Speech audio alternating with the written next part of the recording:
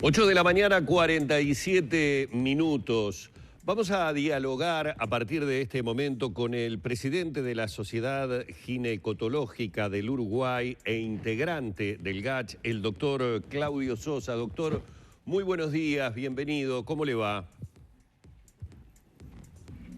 Buen día, Humberto. Buen día a la audiencia. ¿Cómo están? Bueno, doctor, todos los días le estamos anunciando y diciéndole a nuestros televidentes que en la medida que se van dando nuevos informes a todo nivel, ¿verdad?, sobre la vacunación, sobre la evolución del coronavirus, bueno, tratamos de ir ayornándonos y en este momento hay una noticia desde hace algunos días que se ha dado que es muy importante por la recomendación que los ginecólogos han realizado a las embarazadas a vacunarse contra el COVID-19 por resultados de análisis que han demostrado que hay mayor riesgo de sufrir cuadros severos. ¿De cuándo datan estos estudios y digamos sobre qué universo se realizaron o qué procedencia tienen, doctor? Sí, es un buen apunte, porque esto ha sido una evolución, la pandemia, a pesar que tiene un corto periodo, un poco más de un año, la evolución de información, como ustedes saben, es exponencial y es día a día. Inicialmente, cuando comenzó la pandemia, no se veían en los datos que la embarazada tuviera mayor riesgo que la mujer no embarazada. Eso se veía sobre todo por datos europeos. No veíamos que hubiera mayor ingresos a cuidados especiales, CTI, incluso morbidad materna severa, que es enfermedad severa, ¿no? Uh-huh. A partir ya cuando la pandemia ingresó más hacia el lado de las Américas, sobre todo Estados Unidos, México y Brasil, ya empezaron a haber reportes de muertes maternas relacionadas al COVID, asociadas al COVID, relacionadas a muertes maternas de patología propia del embarazo, pero también complicaciones propias del COVID en la embarazada. Uh-huh. Y sobre todo de Estados Unidos, donde tenemos buenos datos. El CDC, que es una institución importante en cuanto a la relación de la vigilancia de infecciones, empezó a ver que comparando embarazadas con mujeres de la misma edad, ¿no? Porque tenemos que tener comparaciones que sean lo más controladas posible, se veía que el ingreso a cuidados especiales, la necesidad de respiración mecánica asistida y la muerte materna era mayor cuando la paciente estaba embarazada en este grupo. Esto nos llamó la atención al principio porque lo que veíamos que era como diferente de otras epidemias. ¿Se acuerdan que la H1N1 2010 provocaba muerte materna y lo sabíamos claramente? Se hizo una rápida difusión de la vacuna contra la gripe que logró estabilizar y bajar la mortalidad por el H1N1 en su momento. Bueno, esto, si bien no es tan importante como el H1N1, que casi se focaliza más en niños y embarazadas, esto tiene otro grupo poblacional, que ustedes saben, asociados a la edad mayor y comorbilidades. La embarazada empezó a ser un grupo de riesgo y como estamos viendo, con mayor cantidad de números de N, empezamos a ver ya edades más jóvenes, pacientes embarazadas, por lo cual se puso el foco en la prevención en punto de partida del instrumento más importante que tenemos para manejar la pandemia, que es la vacuna. Y bueno, de ahí es donde se hicieron los análisis para ver si era factible recomendar con el máximo beneficio posible, los mínimos riesgos a la embarazada, las vacunas. Y bueno, se concluyó que con la evidencia existente, a pesar de ser nueva evidencia, porque recordemos que las vacunas son muy nuevas, en función de los datos disponibles, los riesgos que presenta, que son en general mínimos, y los beneficios que dan frente a la presencia de la posibilidad de tener el COVID, que hoy en día en la mayoría de los países la transmisión comunitaria es muy importante, promover el uso racional de la vacunación durante el embarazo. Doctor, ¿se recomienda la vacunación en algún semestre? O sea, ¿es más recomendable algún trimestre, de la embarazada, al principio, al final del embarazo? ¿Y hay alguna vacuna más recomendada que otra para mujeres embarazadas? Buena pregunta, Lorena. En sí, la evidencia demuestra que en cualquier momento del embarazo es efectiva y no genera riesgos específicos asociados al embarazo. Sí, los riesgos que tenemos todos frente a la vacuna, que en general son riesgos mínimos, ¿no? Más locales por el tema de la punción, etc.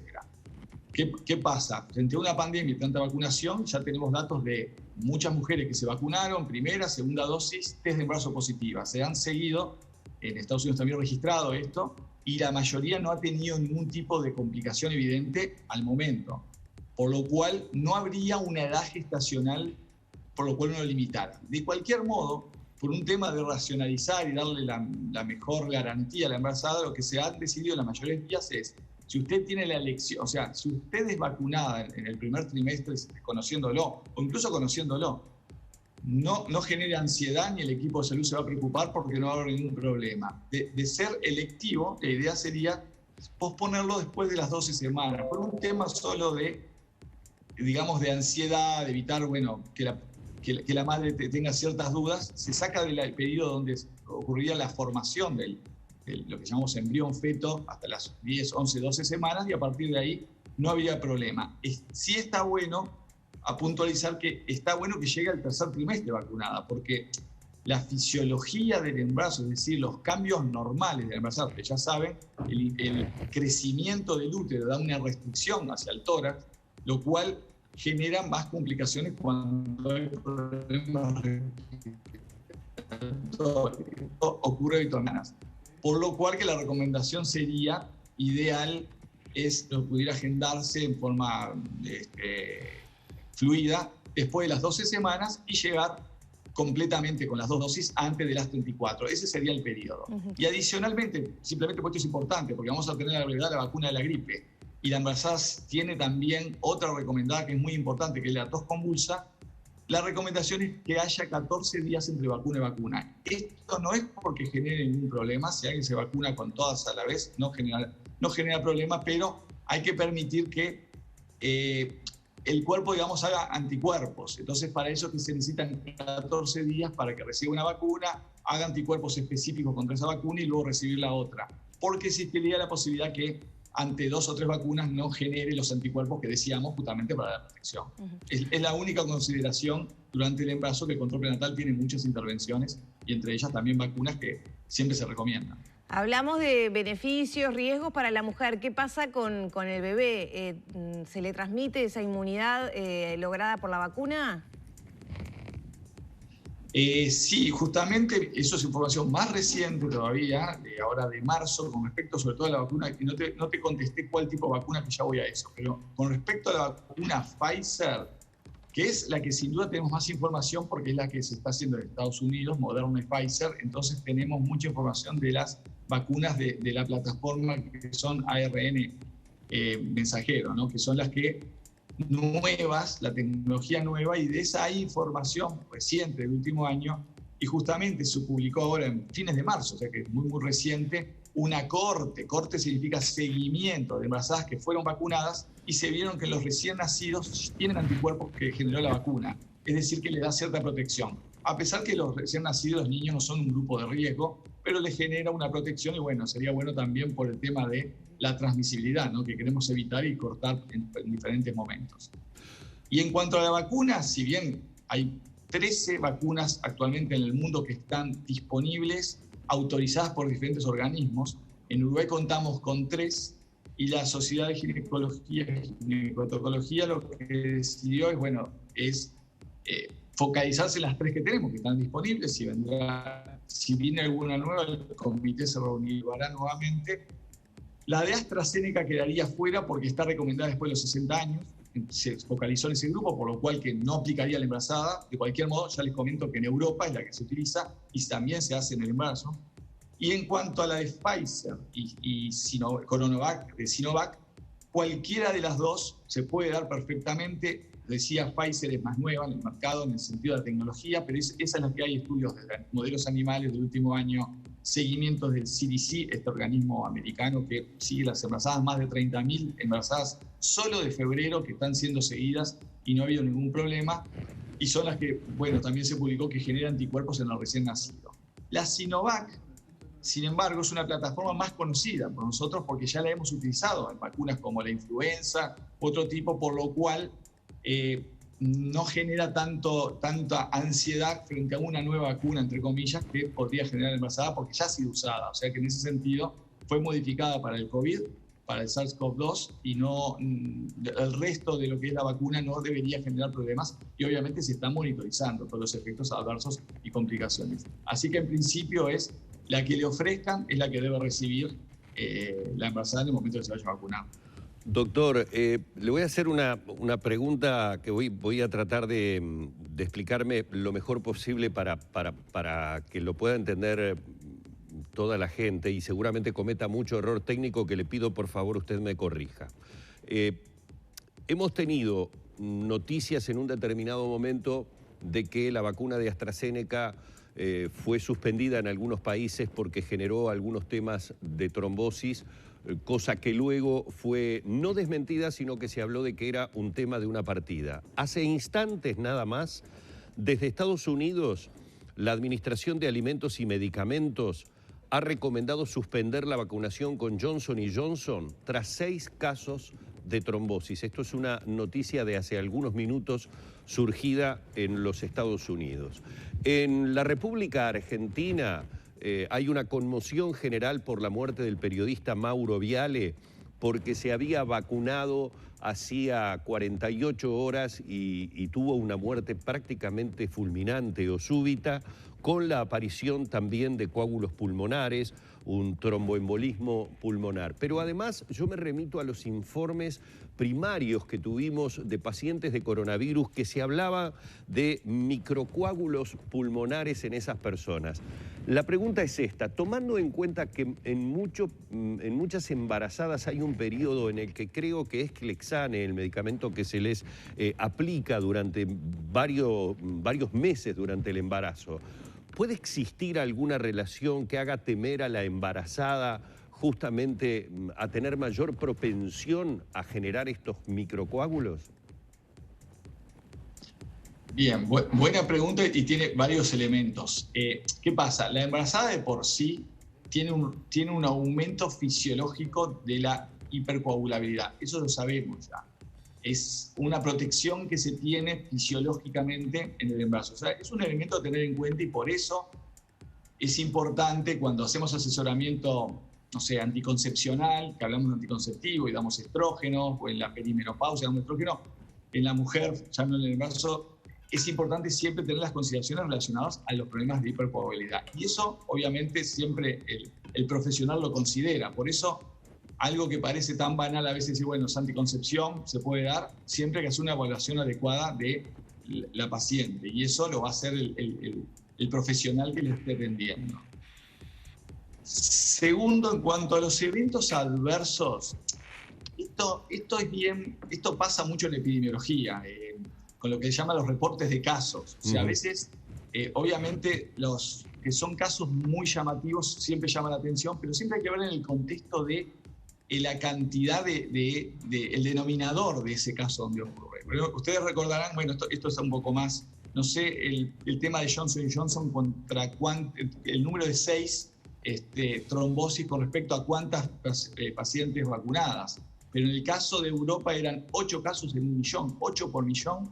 Está dentro de las posibilidades que agarremos 1 millón y que existan chances de trombosis. Lo que pasa es que uno con la lupa, mirando cuando alguien se vacuna, está buscando elementos, y donde llamó la atención que hubiera 8 casos, se fue a ver realmente si había causa-efecto, y que podría haber alguna causa, se está estudiando. Y por eso rápidamente se cambió al grupo de, bueno, dado que ocurrió eventos en grupos más jóvenes, mujeres de 55 para abajo, demos los 60 años para arriba. O sea que, obviamente, esto siempre requiere una evaluación, una continua vigilancia epidemiológica e ir corrigiendo si hubiera elementos. En principio no hay una causa-efecto clara. Lo pasó con AstraZeneca, habría que ver lo de Johnson, que tú estás comentando ahora, y ver el denominador. Y obviamente las instituciones van a evaluar si realmente existe una causa-efecto.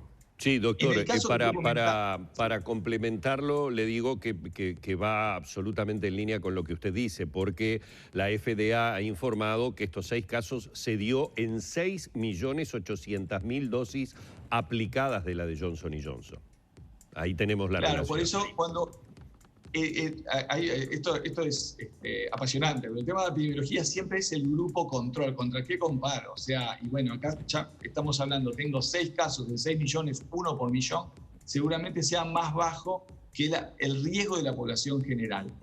En el caso de esto, de la conmoción argentina, que recibió la Sputnik 5, ¿no? la vacuna que se está dando en Argentina, y que hubo un evento, también hay que evaluar, porque seguramente hemos tenido un caso en nuestro medio que fue vacunado y tuvo el evento de coronavirus con ingreso al CTI días después. Seguramente no, estamos hablando de una concomitancia. En el momento que se vacunó desconocía que tenía ya su proceso, que como decías tú, la infección por COVID-19 da riesgos de aumento de trombosis, eso está demostrado, por eso dentro de los tratamientos que van a haber, fuera de la parte respiratoria y de la parte de corticoides, también está lo que es la anticoagulación. Esto es una herramienta más que tenemos, que hoy conocemos. Al principio, cuando arrancó la pandemia, se desconocía y se está manejando. Ahora, ahí siempre hablamos de lo que es causa y efecto, y tiene que haber un periodo de tiempo, por lo menos, para poder decir si la vacuna dio ese efecto o si realmente acá lo que tenemos es una causalidad reversa, se llama. Es decir, en realidad yo tengo una patología que ya estaba incluida sintomática, es decir, el periodista estuvo infectado, desconociendo con el coronavirus, y recibió la vacuna, y 2 días después este evento está más relacionado a la infección que a la vacuna. Es difícil, obviamente, y se evalúa caso a caso, y en la medida que los reportes de casos demuestren que, bueno, sí hay una asociación, siempre hay cambios y consideraciones, pero por eso tampoco hay que ser tan alarmista. Los organismos que llevan los controles internacionales tienen la obligación de repente de parar una vacunación o lo que se llama la fase 4 que se está controlando y evaluar, porque forma parte de la propia evolución de las intervenciones, de la medicina. Eso es una obligación. De cualquier modo, no siempre es causa y efecto, pues muchas veces se corrige, se ve y nuevamente después se vuelve a recomendar. Doctor, ya tenemos que terminar, pero con todo esto que usted nos ha contado, y le agradecemos, ¿las embarazadas deberían ser un sector de la población priorizado a la hora de vacunar, entonces? Y dado las morbilidades que genera la embarazada contra no la embarazada, debería estar considerada, tal vez no sea el grupo de mayor riesgo, son los de la edad y la comorbidad que ustedes ya saben, diabéticos, obesos, hipertensos, pero es un grupo pensando en una mujer no embarazada con respecto a una embarazada, la embarazada tiene mayor riesgo, y si uno pudiera de alguna manera hacer más fluida la vacunación, tal vez sería un escalón siguiente, bueno, así como voy bajando en grupos etarios, a la embarazada priorizarla dentro de la agenda. De cualquier modo, bueno, lo importante es que se está accediendo a la vacuna y que no hay una limitación. Y lo otro importante también es que esto llegue, y de hecho hemos hablado con el Ministerio de los Vacunadores, porque en este momento de pandemia, que evitamos muchas veces que vengan al consultorio, que tenemos muchos contactos telefónicos, también presenciales, no obligar a que haya un certificado que obliga a la paciente a ir al médico para que me permita, sino que la vacunadora sepa que de última siempre es una elección de la paciente, no de la usuaria. Le damos la mejor información y ella decidirá. Terminando, en el comunicado incluso pusimos que aquellas que tengan una capacidad individual de limitar o minimizar la exposición, que hoy en día, como estamos con un TC4, ¿no? Transmisión comunitaria 4, es muy elevada, pero de poder limitar, bueno, es una opción para no vacunarse. Si no te vas a exponer al coronavirus, no tenés chance, podés no vacunarte. De cualquier modo, hay que recordar que cuando se vive en el que entra y sale el contacto con el sistema de salud, porque la embarazada debe controlarse, debe hacerse estudios de ecografía, estudios de paraclínica, que la van a exponer, por eso es la recomendación de la vacunación. Bien, muchas gracias por este contacto con Arriba Gente.